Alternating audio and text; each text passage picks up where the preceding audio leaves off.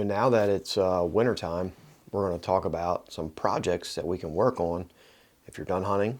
And in my case, I'm tagged out in 2 states, so I'm going to start working on these projects here in the next, say, 3-4 weeks, 2, 3, 4 weeks, somewhere around there. And right now we're at, I think it's December 20th, I believe.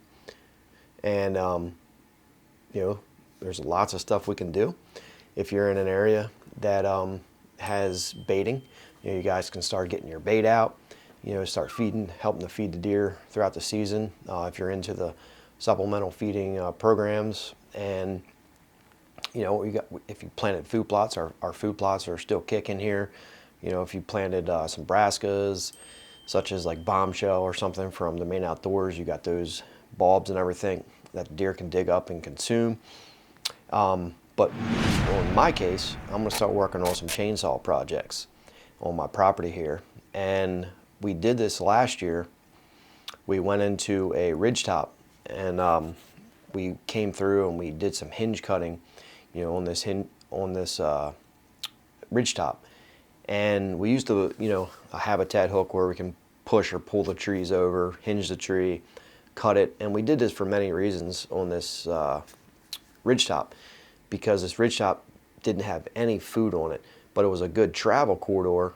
The way it wrapped around, the way the terrain was with the hills, it kind of sloped off on both sides and then funneled down into this little bench system that went around to the other property. So we were trying to funnel the deer in through this bench system into this ridgetop where we created a bunch of bedding, and the bucks and everything used it, and it was a good area. And we basically came in with a chainsaw. We did some hinge cutting and made a travel corridor around the thick part of the area that we made a bedding area into. So off to the side, we made a travel corridor around that. And we also came through and we did some girdle on the tree and sprayed it with some RTU, and worked great. And a lot of times, I don't cut the whole tree down. You basically do like a hack and squirt method, because if you have a lot of trees in a small area and you're trying to thicken that up and you don't want to make it too thick, you can just girdle the tree, leave the tree standing, and that way you're not dropping it to make it too thick, because again, if it's too thick, the deer just won't use it. They'll just avoid that area. They have to be able to maneuver through there freely, and when that happens, you'll get more attraction. And I revisited this. We did this back in, I think, March of 2022. I came back in several months later, and there was just so much regrowth of browse and woody browse coming up, and the deer were in there feeding and everything. And we're going to revisit this here, in the next several weeks as well. But it's a great way to create cover, create safety, bedding areas, and it'll also make a good rut area, because you'll have does and stuff bedding in there.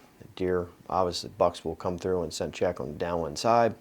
So it's just great overall, practices that we can do. And it's pretty cheap, if you have a chainsaw, just get a sharp blade. I usually keep like 2 or 3 on hand, tank of gas, some oil, and you can do a lot of work in a quick amount of time. And I'm not huge on hinge cutting, but it can be a great tool to use, I think, in some situations, especially if you're trying to create quick cover to screen off a certain area or something like that, or use it to create travel corridors to where, say you have a bench or something, wraps around, you don't want the deer to go one way, you can just hinge cut those trees to kind of block off that one section to kind of funnel them where you need to go. And I remember when I was a kid, it's funny, real quick, is, guys would use fishing string. People would tape or put fishing string up on 2 trees or something, 2 sets of it, to block off the deer so they don't go a certain way. And it's pretty cool, because deer will kind of hit that and they'll just veer off, a different direction.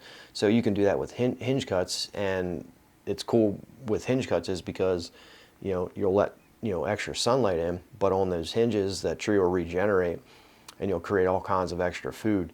The only problem is, as years go on, you just kind of have to maintain that area, because you'll get those shoots coming out and the area will just kind of get too thick, and you'll actually defeat the purpose of why you did it in the first place, because then you'll be shading out the ground, you have less food, And so it's one of those things you have to maintain. And really, you have to maintain anything. Say you have a clear cut come through, or select cut or something, or you go through a certain area that has smaller diameter trees, where you take like a forestry mulcher and you clear that out. Well, in 4, 5, 6 years, it's going to be so thick the deer might not use it. So you might have to come back through and clear sections or pockets, out of that, so the deer can move freely through that again. So there's lots of stuff we can do. The other thing is we can start working on soil samples on our food plots. It's a great time to get soil samples out. Domain Outdoors has a send away kit now, where you can order the kit on their website, have it sent right to your house, do the soil sample, send it away, and they'll have the testing done for you. In the years past, I used to use Whitetail Institute soil samples because that was an easy sample, but now Domain has one of their own, so I'll be using those here coming up as well. And you get those soil samples out, and you can start spreading your lime. We did this last year. Get that lime right. I'm so strict on soil samples. I preach to you guys about soil samples because it's very important to try to have the most powerful food source, and you guys can use this. It's cheap. It's good. It's cheap insurance to get a soil sample, 10, 15 bucks or whatever it is. Take the time, do it. It'd take you 10 minutes out of your day to get a soil sample, send it away. It'll tell you exactly what to do, and that'll prevent you from having to go on different forums or something and say, hey, I planted this seed.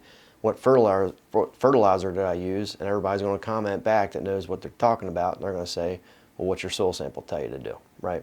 So it'll save that headache, and you'll have a better result in the end, because it'll also save you money, because you're not just throwing fertilizer at something when, one, you may not need it, and two, the soil may not even be able to, the plants may not even be able to utilize it because your pH is so low. If the pH is low in the soil, plants can't absorb the fertilizer, so therefore you just wasted fertilizer when you were just better off to spend the money on the lime to make it, to do it the correct way. So these are two different things here that you can work on. Do some chainsaw work, get those soil samples. It's a great time to get that done. Plan on next 2023.